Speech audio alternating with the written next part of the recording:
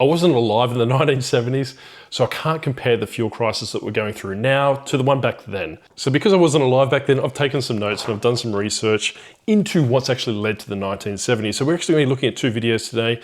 One from the ABC. We're going to go back in time, get into a DeLorean and go back to the 1970s and see how the fuel crisis back then affected Australia. And there is a common denominator or a common line that we've touched on in previous videos. So do stick out for that one. Right, I think it's actually the last sentence in the first video we're going to be watching. And then fast forward to now, back in 2026, back in our DeLorean, and we're going to be looking at a video and a bit of an article from a previous person, I suppose, I used to look up to very early in my previous military career, Air Vice Marshal John Blackburn. He was decaf when I was very, very, very short in the military or in the RAF at the time. So we're going to be looking at the two videos. We'll get started. So strap yourself in for a blast from the past. Let me know if you do remember much of the 70s. every time I've spoken to someone about it, it's pretty shady, apparently. Today, even was okay at Sydney's petrol stations. The ones that were open anyway. Most were closed without petrol or had opened for a few hours, and then closed to keep some petrol back for the odd numbers who get their turn on Monday. Service station owners reported that demand today was much the same as yesterday with similar sized queues. They said a small number of people were still trying to buy petrol, although their number plates didn't entitle them to do so. Helping sort them out were So by the looks of it, we used to subscribe to an odds and evens number plate system from the last number, I think it was from memory. And I think there was talk about doing that in this current fuels crisis, but I don't know, we may come to that yet. It hasn't come to it. It's a recording of this video, but even back then, people were trying to not necessarily game the system, kind of hoard a little bit, I suppose, where they were saying that, it's evens today and a few people that were odd number plates were trying to get some fuel. So very akin to those social media posts that you see with people loading up jerry cans of fuel in the back of their car. Representatives of the Energy Authority who called into service stations today to see that petrol restrictions were being enforced. They were generally happy with what they found.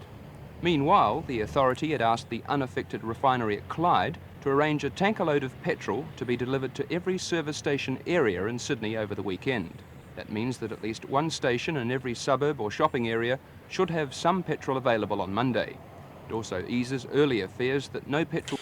So that's a bit of a culture shock for those that I suppose don't know any different with the refineries, is that Sydney had a refinery and you did see in the imagery in the background all those fuel tanks, storage systems, and something that constantly comes up in the comment sections and a lot more in previous videos that I've done with the fuel is that fuel has a shelf life. Yes, everyone knows that. and what happens is it degrades over time and becomes more watery, I suppose, for lack of a better term, because of the condensation.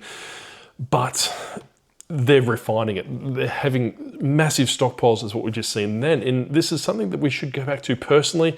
I am a big advocate for moving away from fossil fuels, but not a knee-jerk reaction. I think we should transition over a period of time. How are we going to do that? It's probably the horse has bolted, which a lot of people have told me in the comments, and I absolutely agree with it. But it is something that we need to look at. We can't just literally turn off fossil fuels like that, then rely on electricity because we're being bitten in the ass. Just a thought. Let me know if you agree or you don't agree. Even if the refinery dispute was settled. Whatever the outlook for next week, there's one thing that everyone can be sure of, and that's that no petrol stations will be open over the week. And I alluded this to a little bit earlier, but keep an eye on the last line of this video.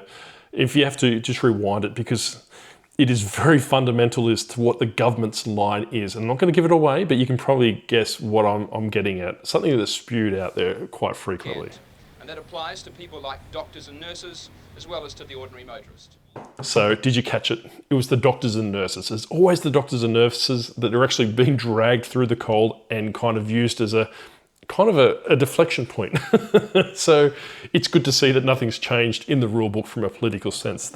What really led up to that fuel crisis in the 1970s. So I've got my trusty piece of paper here, and forgive me if I do read a little bit off the paper, but believe me, it's stop points. So it's not going to be read verbatim. So do persevere with me. So the 1970s fuel crisis was caused by geopolitical supply shock. So OPEC, which recently the UAE has separated from, they created an embargo. So they looked at cutting off the United States and Netherlands. Long petrol queues, which we just seen then, and rationing was common, not just in Australia, all over the world. I feel like I'm running a high school or a uni assignment. So limited global supply chains and storage. A little bit different to Australia. And we're going to be touching about this in the next video from the Air Vice Marshal that I just talked about a little bit earlier, is that we had a lot of refineries. We did extract oil from the ground at a certain point. Currently, we're importing like 90% of oil into the country. We're refining about that 10% in the two remaining refineries that we have left. But back then, we had refineries, and I've seen numbers up to 25 refineries at some stage. And it is systematic governments that have closed them down over the period of the time. And I have said it every video, I'm not politically aligned with anyone. If this was a different government, it would be the same conversation if they were handling exactly the same. I'm not aligned with Labor, not aligned with Liberal. I'm not aligned with One Nation or anyone else for that matter. I like holding politicians to account, like everyone should, but that's my personal opinion, right? So basically we had less diversified energy sources. But that was pretty much what it is. But what I'm going to do now, quite quickly, we're going to transit into the next video. This is from the Air Vice Marshal Blackburn. He was CAF or decaf back in 2006 to 2008, when I was very, very, very short into my RAF career at that time. We're only now about to see the impacts of the Strait of Hormuz closing on Australia's fuel supply. Only now.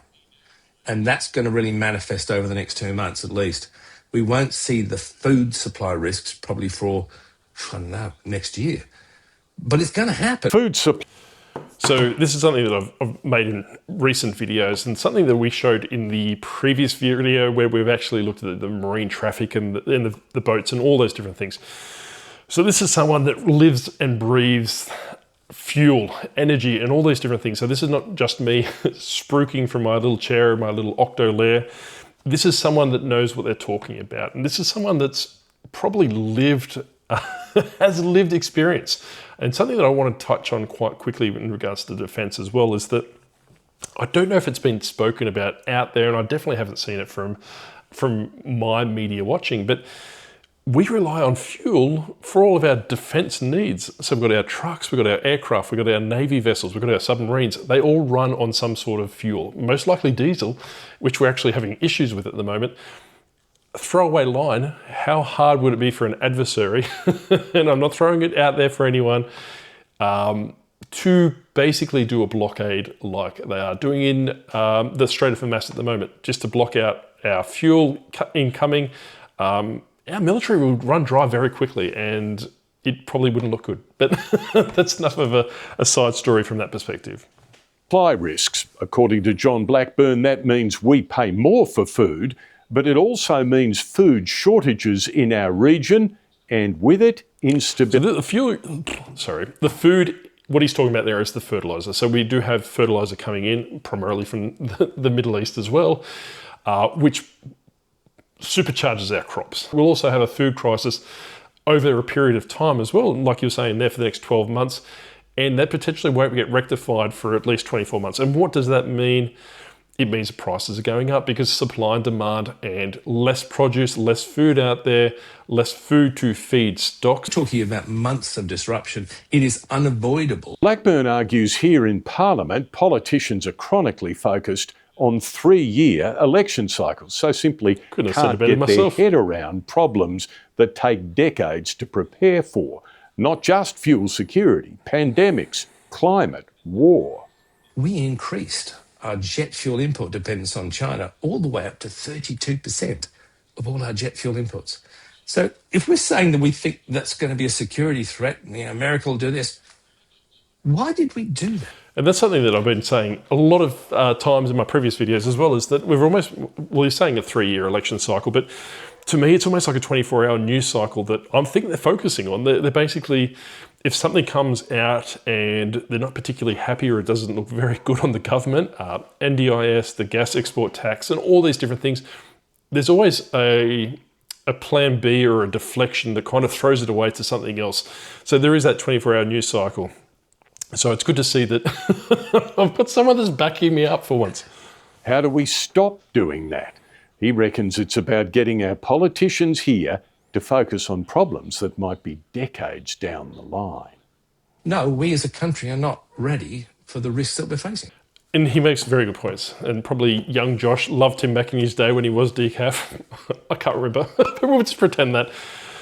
But this is something I've been saying a long time. So I do sound like a broken record. And I want you to realise that I'm in this just as much as you are. And what it's going to be really coming down to is we're going to be paying for more for a lot of things. What we should be doing, personally, is looking at maybe making fuel a part of our defence strategy. How about we spin it around from a different perspective and make fuel a defence asset?